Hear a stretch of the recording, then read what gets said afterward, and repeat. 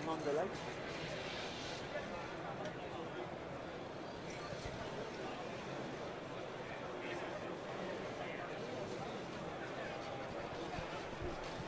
Hello, this is Jing. I'm at Barcelona, Spain, at the Mobile World Congress, also known as the Olympics in the telecommunications industry. Well, Barcelona at this time of the year is unusually cold. It's practically snowing outside, but here inside you can feel that the competition is a bit intense. And this year, well, more than 2,300 exhibitors are presenting the latest cutting-edge technologies. And Chinese firms, well, like their Chinese athletes in the Rio Olympics, have become increasingly the front runners of the industry.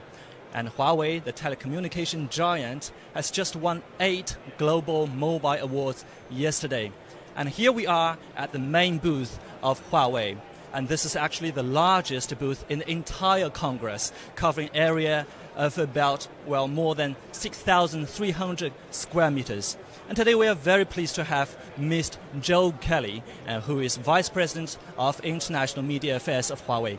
Thank you so much for joining us, Mr. Kelly. Thank you very much. So this booth, what a stunning view it is. What is the concept behind this booth?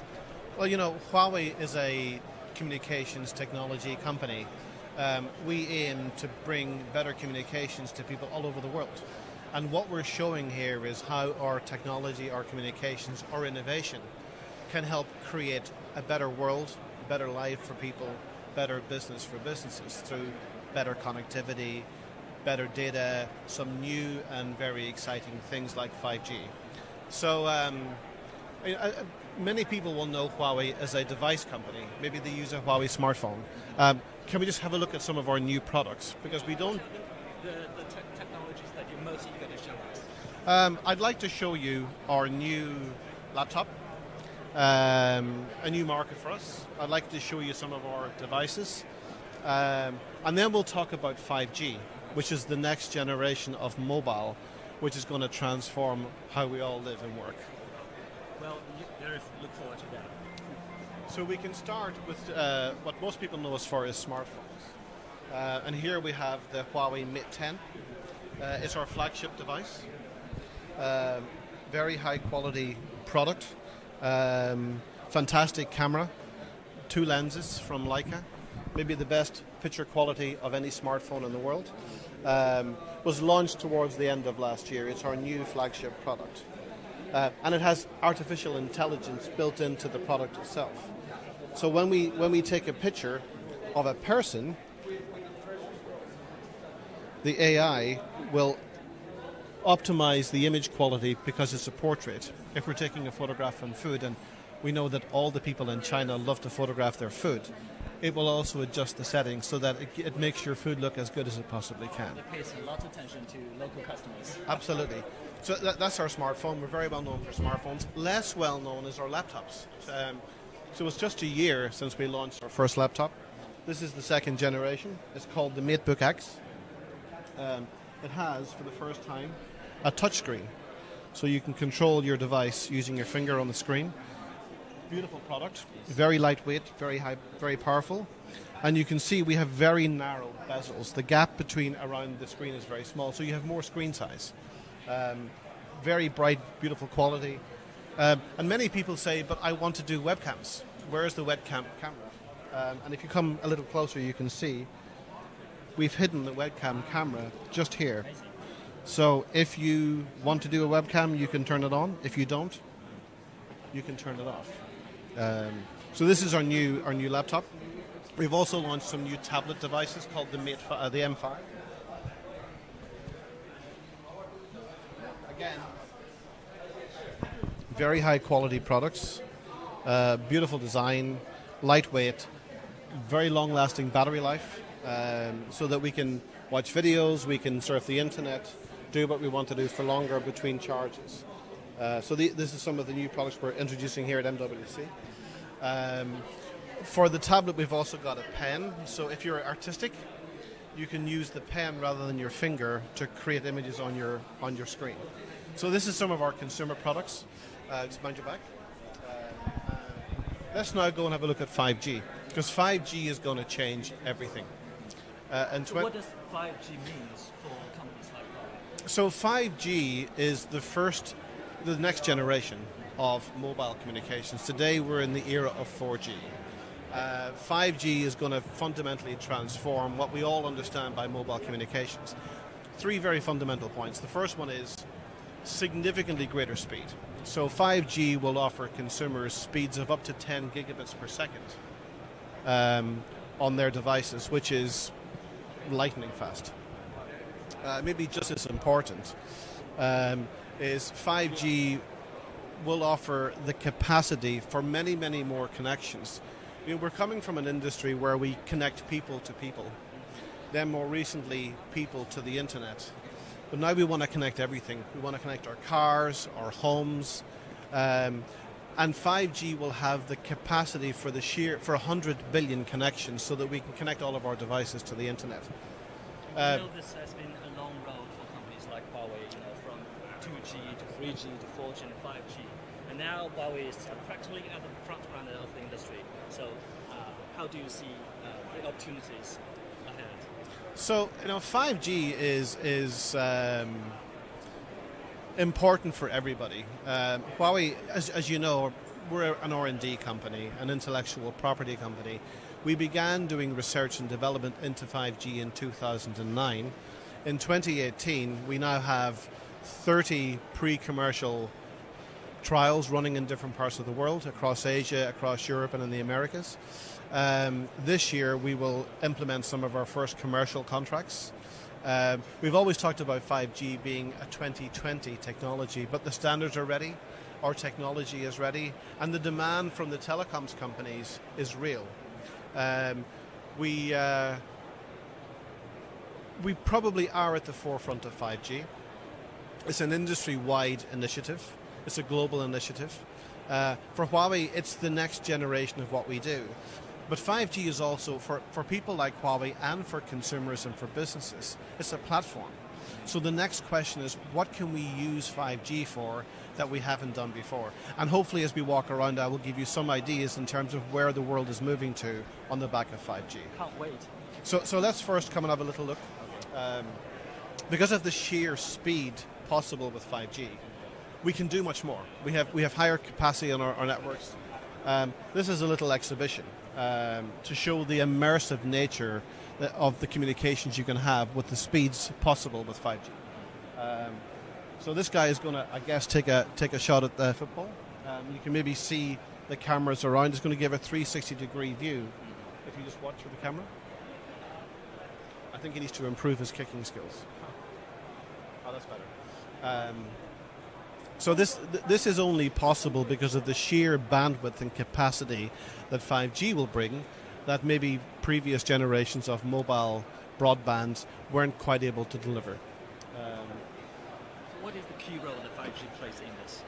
Well, so 5G simply offers two things that I think are important. The first one is speed of connection up to 10 gigabits per second. The other is latency. Latency is the delay on a line. In 4G, the delay is maybe 40 milliseconds, which you and I can't hear on a phone call.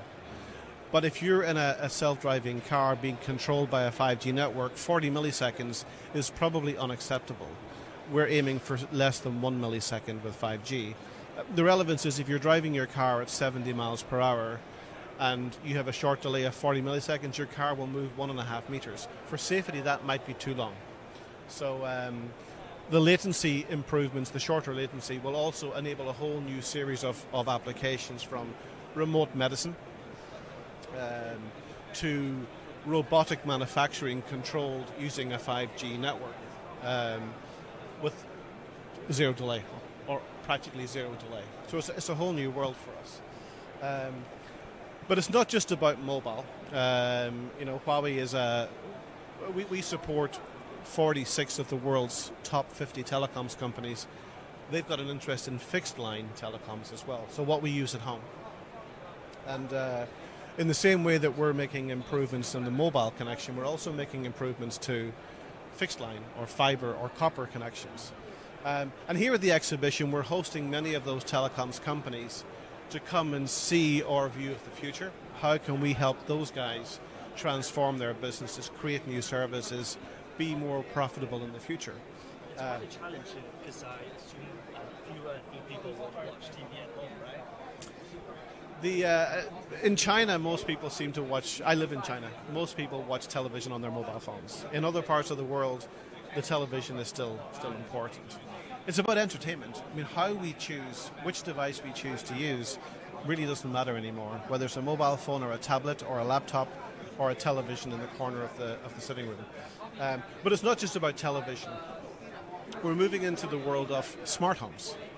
We're driving home from work in the evening, it's too hot. We can send an instruction to our home remotely, turn the air conditioning on, so we come home to a cooler home. Home security is also controlled remotely using smart technology, intelligent technology, controlled by our smartphone or another device. Whether we're at home or on the move, we want to do more. We want more speed, we want more video. Video is a huge change. The internet used to be quite a static thing. Today it is what we use instead of our television. So we're consuming seriously more data than we ever did before. So as a technology company, Huawei's got to find ways to make it easier and more profitable for telephone companies to deliver all of this video that we want. And in addition, as you know, in broadcast, we used to have standard definition. Then we moved to high definition. And now we're moving to 4K and later to 8K television. All of that requires significantly more speed to deliver and capacity to manage over the network. So that's a lot of the technology that we're developing is to allow all of us to live our lives the way we want to in the 21st century, but at the same time allowing telephone companies to help us do that and make some money. Amazing. Can we take a look at the products? Of course we can. At one level, this is stuff that people typically don't see. This is a street cabinet. So on all of our streets we have these. This is what connects our services to the main networks. In the old days, they were very analog devices. Today you can see, because they're basically large computers now, you can see we need air conditioning inside to keep the system cool. There's no noise, no fans involved.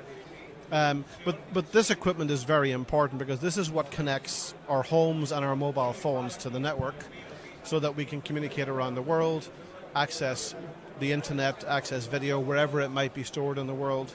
If we're putting our photographs onto the cloud, get to the cloud to get our photographs or documents or important documents. So this is a street cabinet. Very advanced technology. Because we've moved to this world of very advanced digital telecoms and communication services. Here we can see a little model of a base station, and many of us will have seen these along motorways and on tops of buildings. Again, this is what connects our mobile devices to the internet, to the core networks, not just in our local area but also around the world. And again, this is designed to help telecoms companies understand our view of the future and our view of their future. So this is offering different kinds of connection, whether it's over fiber, over copper, over wireless, and mixing all together depending on how the end user chooses to connect to the internet and to connect to those services. This is very technical, I guess, for your. Sometimes I feel that I'm too old for that. We're never too old for the next thing. The other issue that we have to manage is something called spectrum. And spectrum is the airwaves over which our mobile connections work. It's invisible. And in many ways, it's a little bit like oil. It's a very valuable commodity, but quite scarce. A lot of what our engineers do is they find ways for our networks to use spectrum more efficiently so that we can achieve more value out of thin air and that the telecoms companies can achieve more value and give us higher speed. So spectrum is something that we also have to look for. As you can see, there are many people at our booth. Today is relatively quiet. You've come at a good time. But we need a booth of this size and scale just to have the space to host all of the people that come. They want to know about the future. They want to have Huawei's view of where the industry is going, where the services are going, and how they might react and respond to that. We know Huawei have just been awarded like 8 mobile global awards this year, and including the best mobile network infrastructure award. Yes. So how do you see that? I mean, awards are recognition for the work of 180,000 people in the company. The award for our achievements or our contribution to the mobile is really important.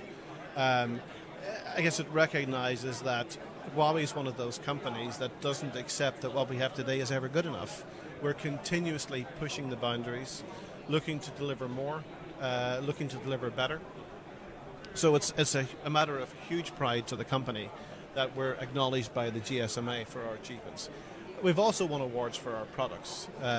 In fact, even our laptop by readers was awarded the product of MWC 2018 by one of the magazines. So, we're commercially successful as a business. We've enjoyed significant revenue growth over the 30 years we've existed.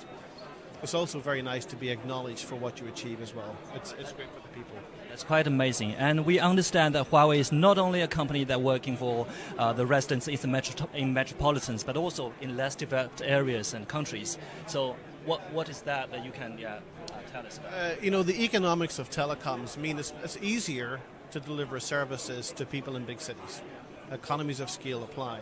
But we also know that people live in rural areas, in less densely populated areas. They also need access to better communications. So, part of what we're doing here is showing our technology to improve cost-efficient coverage and higher speeds, even in remote areas and rural areas. And that can be the remote area of a developed market, or it might mean bringing broadband to emerging markets as well. And this is about, different technology, different business models, making sure that if you're somebody who's living in a rural area and maybe you're farming and providing food, the internet is going to help you transform your business too, but you need to have connectivity. So we know some companies, including some Western companies, that are less eager to invest in less developed countries because it's more difficult to make profits. How Huawei see that? When Huawei started in business 30 years ago, it had some very strong, well-established competitors in China who were very focused in Beijing, Shanghai, Guangzhou, the big Tier 1 cities. But there were less populated parts of China that were being neglected. And Huawei made a decision to focus its attention in those areas first. That made it possible for us to build technology, build experience, and we've had a very good record in starting in more remote areas. When Huawei decided in the late 1990s to go overseas, we started focusing on emerging markets. On the same basis, there was less competition for us to fight against. It allowed us a better opportunity to develop our business, our technology, and our operations. And then once we had achieved that, moving then into more developed markets. So we believe that communications is a right that everybody has, whether they're living in cities or living in rural areas, whether they're living in developed markets or emerging markets. We believe that it's a great form of democracy, giving people access to communications, and that's a big commitment that we have. And is it more difficult sometimes? Of course it is. But Huawei is not a company, and Huawei people are not the type of people to walk away from a challenge. So it's a matter of great pride for the company. Now, the other thing that we talked about is the move. Telecoms used to be a people-to-people business. Increasingly, it's becoming about machine-to-machine or thing-to-thing. Here we can see an Ofo bike and a mobike. They're very popular in China. And these technologies, these bikes, are now connected to the internet using a technology called NB-IoT, or narrowband IoT. Which allows you to find on a map on your app where the nearest bike you want to borrow is. It helps the companies that run these businesses track their assets because there are sensors in the bikes that communicate continuously with the network so that we can see exactly where they are. But connected things is going to change for everybody. Maybe we're going to connect our car, maybe our self-driving car. We can connect our bikes, our valuables. So for consumers, it will allow us to manage our assets. Maybe you want to understand where your kids are at all times. So you can put a sensor in your kid's school bag, and then you have the comfort of knowing that you can see where they are at any given point in time. Just behind us, Internet of Things, we have smart parking. And this is the idea that you will go onto an app on your smartphone because you're going to go shopping. You want to park your car somewhere. You can find on the app where the parking space is free. You can book it remotely. And then when you arrive at the car park, drive straight into the space. Maybe pay for your car parking using micropayments on your phone, like WeChat Pay or Alipay or Huawei Pay or something else. So that you don't have to spend time driving around the car park just looking for a space. It's the machine talking to the machine. Makes life much easier. It's going to make our lives easier. It's going to make living in our cities more efficient. It's also good for the environment, because if we're living more efficient lives, then we're creating fewer greenhouse gases and problems for the environment as well. So less time spent looking for a car parking space in the car park and more time shopping. Doesn't seem like a bad deal to me. But you can apply IoT to many things. We've talked a little bit about some of the consumer services that will apply for IoT. In the world of industrial production, in medicine, there are equally huge applications that can come. You know, factories that are robotic manufacturing operations, that equipment can be managed and controlled over wireless connections using 5G IoT technology. Again, making manufacturing more efficient, making logistics management more efficient. Just this week, we've had a car here in Barcelona, which has actually been driven by one of our smartphones, by the Mate 10 Pro. So the Mate 10 camera can see problems with the road, and it can adjust accordingly. It's caused quite a stir here at the show. Let's move this way. But IoT is a core technology for what we call smart cities as well. So once you put a sensor in every device, and that sensor can connect to something else, then you start to gather remarkable levels of knowledge. First data, then you analyze the data, and that data can be real time. So GPS systems which tell us how to travel from A to B can be continuously updated in real time, telling us as car drivers or people taking public transport the best way to get from where we are to where we want to be. Again, making life more efficient. And you know, we are moving increasingly towards this world of connected cars and of autonomous driving, you know, cars that will drive us without driving ourselves. That seems to be still, beyond imagination. It's considerably closer than you think. And 5G is as 5G comes into the marketplace, is a core technology for that to happen. Because your car will need to communicate with other cars. It will need to communicate where it is, that we can do this safely. And this technology, we hope that for the people traveling in autonomous cars in the future, their life will be very simple. But the technology that's going to make it happen, the technology that's going to make it safe, is actually very complicated. It requires lots of sensors, lots of bandwidth, and intelligence. So this is the world that Huawei aims to bring to the market. This much more intelligent world, using technology to remove some of the decision making that we've had to make in the past, and maybe sometimes making better decisions, because it'll be making decisions based on data rather than what we feel. So we should be able to move to a world of better transportation, safer transportation, maybe fewer accidents, less congestion. And Huawei's working with some of the world's biggest auto manufacturers, Audi, Volkswagen, BYD, Daimler-Benz, and Mercedes, to help them develop cars of the future that can connect remotely this IoT technology, so that we can bring this new world together.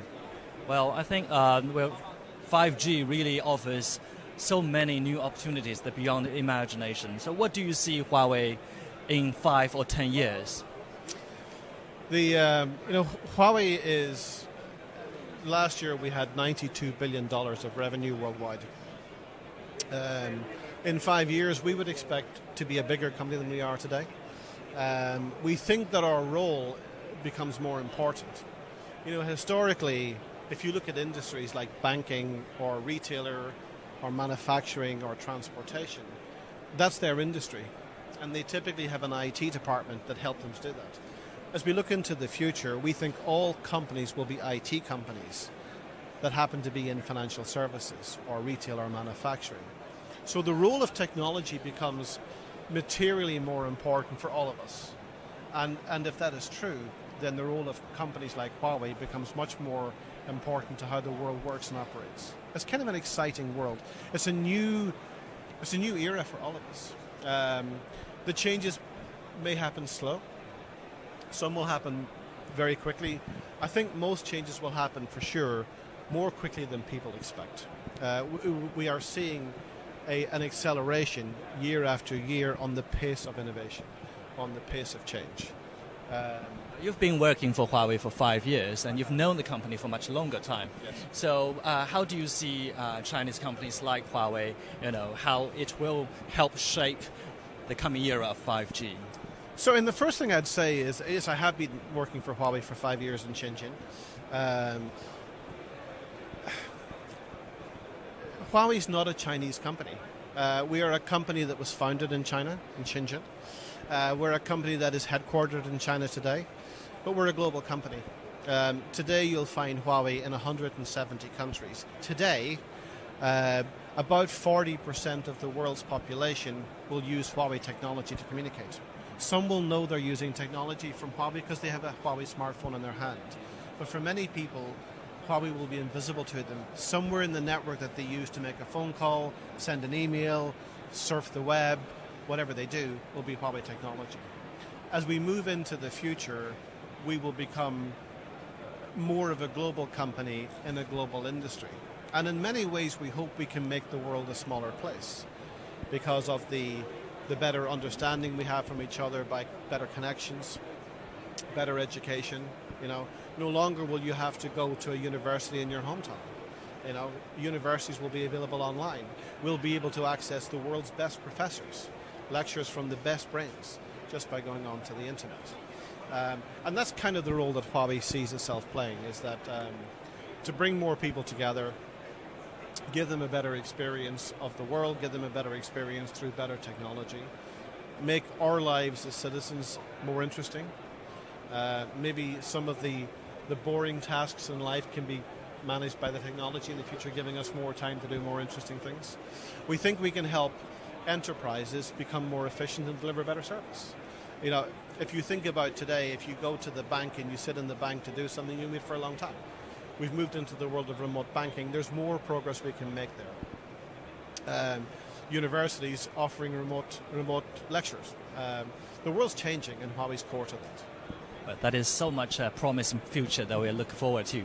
Thank you so much for talking to us. Thank you so much. Thank you so much. So that will be our live broadcast for today. So it seems that 5G technology will offer us all the possibilities that are beyond our imagination. Thank you so much for joining us. Bye for now.